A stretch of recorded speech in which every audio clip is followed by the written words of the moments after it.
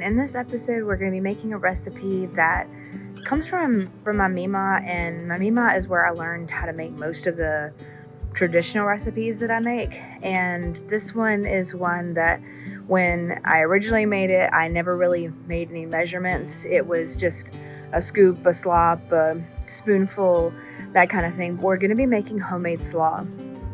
And this is like a traditional southern slaw that you get on the side of most barbecue plates and seafood plates that you get in the South. And it's a mayo-based slaw. It's not like the ones that you see in the middle of North Carolina. It's more of an Eastern North Carolina slaw, which is the correct way to make it. Sorry for anybody that's in the western part of North Carolina, but the red stuff is a little odd. And I know that that's going to hurt some people's feelings, but sometimes that has to be done. But this recipe for slaw is a little bit sweet, a little bit creamy, and it's very, very easy, comes together very fast, and is a lot cheaper than purchasing slaw pre-made or also like buying the bag mixes and adding your own dressing and stuff.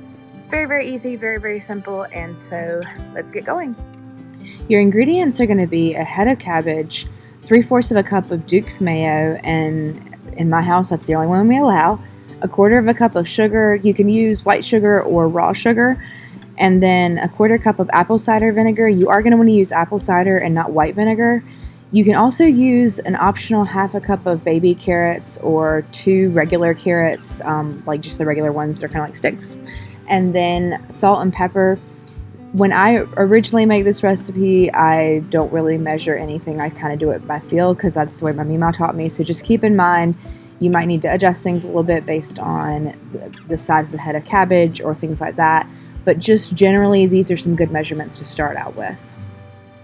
So to begin with, you're going to take those outside leaves off of the cabbage and then wash it off because it grows in the ground.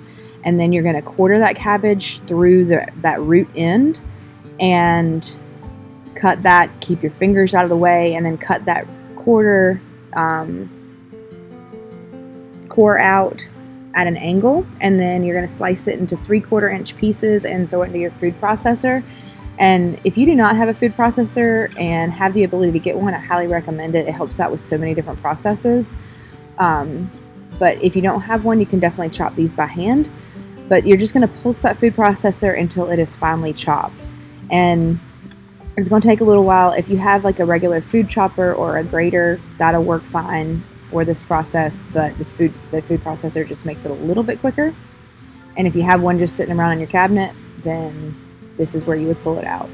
So scrape all of that cabbage into a bowl, and then you're just going to repeat that with the remaining 3/4.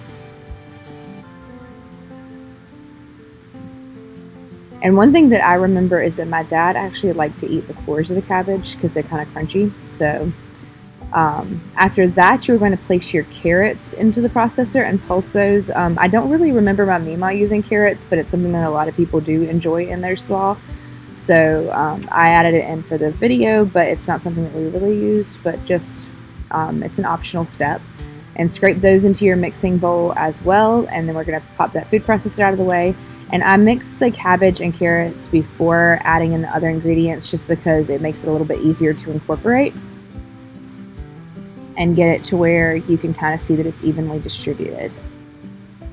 So then we're just going to add all the other ingredients. So add your mayonnaise and your sugar and your vinegar and your salt and your pepper.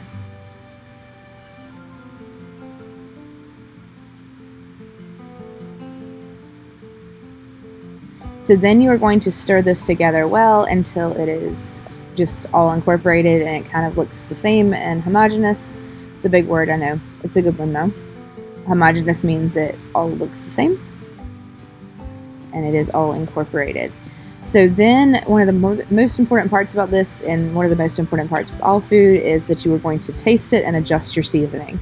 So if you feel like it's a little flat and needs some more acidity, add a little bit of vinegar. If it's a little bit bland and needs some more sweetness, add some sugar or add some salt and pepper if it's needed. I like to add enough pepper that it has a little bit of a peppery kick. And then you're going to store this in an airtight container. It is going to leach out some liquid over time, so you might need to drain out some liquid before serving, but this is what it looks like. Your final product ends up being a slaw that you can serve as a side dish at a cookout or at a barbecue dinner or a fish dinner, and it ends up being really awesome. So let us know in the comments if you try it, and hopefully you don't ever have to buy slaw again and you can make your own. Thanks for joining us, and don't forget to like, comment, and subscribe.